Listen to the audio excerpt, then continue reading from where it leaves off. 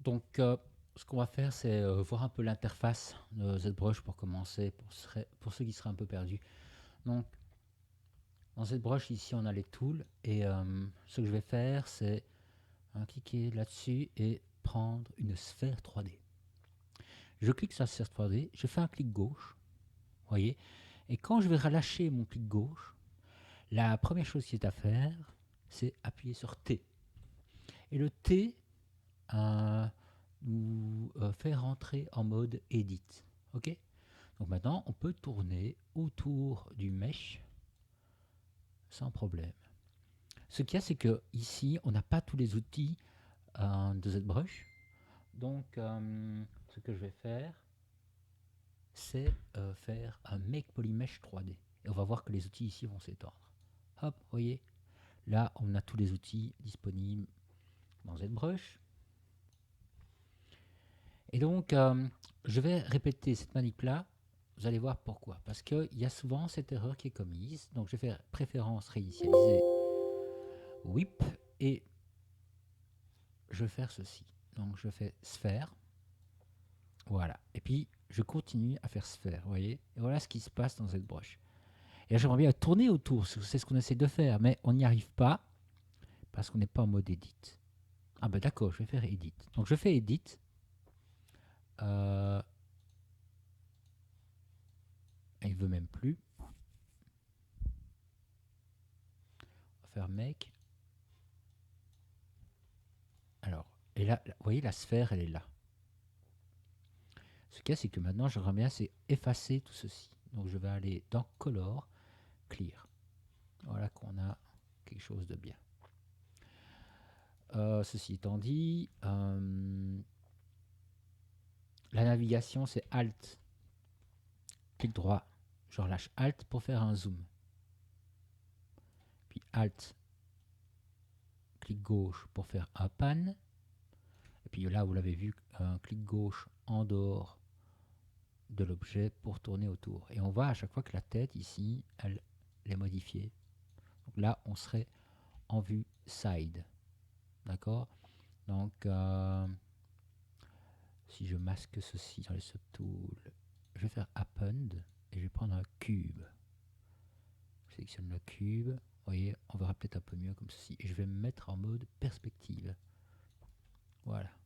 Alors, si vous avez plus facile, vous pouvez afficher le floor. Ce qu'il y a, c'est que il est ici. Voilà, comme ça, on voit un peu mieux ce qu'on fait. Donc là, ce que vous devez faire, c'est Shift, bloquer sur la vue de face. Et puis, j'arrive dans la vue side, Shift, on bloque dans la vue side. Puis vue du dessus. Là, Shift. Voilà, ça c'est la base parce que dans cette broche, le problème c'est que on tourne autour du mesh et puis après on est un peu perdu. Vous voyez, on se retrouve un peu dans des trucs comme ça où carrément l'objet disparaît. Donc là, je fais F, puis je vais redresser la vue. Et là, je suis reparti pour sculpter correctement. Donc pour la navigation, on est bon. Euh, et ce qu'on va faire, c'est customiser l'interface. Donc ici, j'ai des volets, vous voyez, qui se déploient ici. Là-bas aussi. Alors ça, je peux le glisser à côté, j'en ai pas besoin. Et là, on a déjà un volet ouvert. Donc, pour faire ça, je vais aller dans les brushes, déplacer ici les brushes. Et genre, imaginons que dans mon interface, ce que j'aimerais bien, c'est du mauve. C'est un truc qui est souvent utilisé. Donc, je vais aller dans Préférences. Ce sera Enable Customize. Et ce qu'il faut retenir, c'est le CTRL ALT. Et je déplace le mauve. Par exemple ici. Voilà, j'aimerais bien, par exemple, Flatten, je l'utilise souvent. Inflate aussi. Et le dame standard. Voilà. Mais ce qu'il y a, c'est qu'il y en a plein d'autres. Des brushes. Donc, qui serait intéressant. Ah, voilà. C'est que je la sélectionne. Je ne sais pas s'il y en a un clé.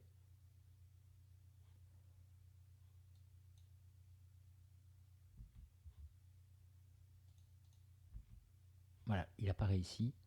Là, je peux le charger. Comme ceci. Alors on peut aussi charger des menus. Donc par exemple, dans géométrie, je vais aller dans déformation. Et je peux par exemple prendre un truc que j'utilise souvent, c'est le miroir. Voilà, et on peut alors le placer quelque part par ici. Voilà. On peut créer aussi des menus. Donc pour créer un menu, on va aller... Est-ce que c'était Custom UI? On va faire Create New Menu. On va le renommer Zpack. Voilà, il apparaît ici. Donc une fois qu'il est là, je peux le glisser peut-être en dessous ici.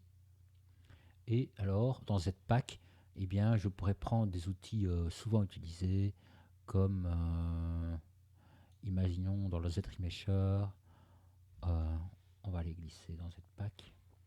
Je vais aller prendre, par exemple, le Target Polycount. Voilà, imaginons juste ceci. Une fois que j'ai mon menu, je peux le glisser en dehors, il est toujours là. On voit que dans Zpack, on a ceci. Et ce qui me plairait bien, c'est quand j'appuie sur la touche 1, Zpack apparaît. Donc là, je vais faire CTRL. Alors, je vais sortir du mode ici d'initialisation, Enable Customize. Et normalement, avec CTRL Alt, clique sur Zpack, il me demande, ok, on l'attribue à quelle touche? Vous voyez le menu là? Alors, je vais le refaire. CTRL et Alt, Zpack, et j'appuie sur 1. Il me dit que c'est déjà occupé, je m'en fous. Voilà. À chaque fois que je vais appuyer sur 1, le menu apparaît sous mon curseur. Vous voyez, ça c'est bien pratique. Quand on est très concentré sur une zone du mesh, d'appuyer sur des raccourcis et des outils qui viennent directement se placer dans le processus de travail. Donc ça c'est cool.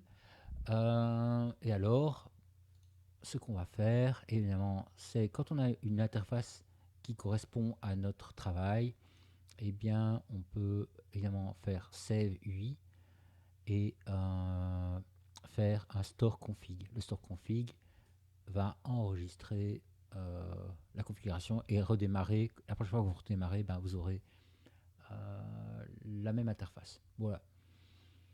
C'est tout ce qu'il y avait à savoir dans un premier temps. On a vu la navigation. Ce qu'on va voir maintenant, pour terminer, ce qu'on va voir, c'est qu'il y a deux choses qui sont vraiment importantes dans cette brush, c'est Subtool et géométrie. De temps en temps, on va aller dans déformation pour faire des mirrors, essentiellement. Mais retenez qu'il y a deux menus. Le menu des calques, on peut agrandir ou rétrécir. On peut faire des dossiers là-dedans, ce genre de choses, nommer les choses. Et le menu géométrie, quand on veut, par exemple, modifier la géométrie, par exemple, retracer la topologie, des choses comme ça. Voilà. Donc, si vous retenez juste ces deux trucs-là, c'est bien. Si vous savez naviguer, c'est bien aussi. Quand j'appuie sur B, évidemment, j'ai toutes les brushes.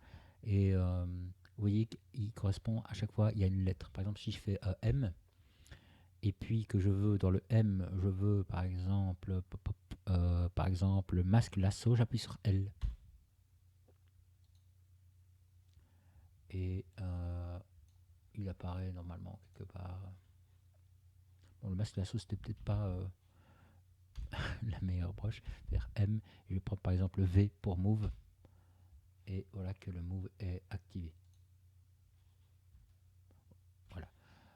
C'est tout pour cette première partie.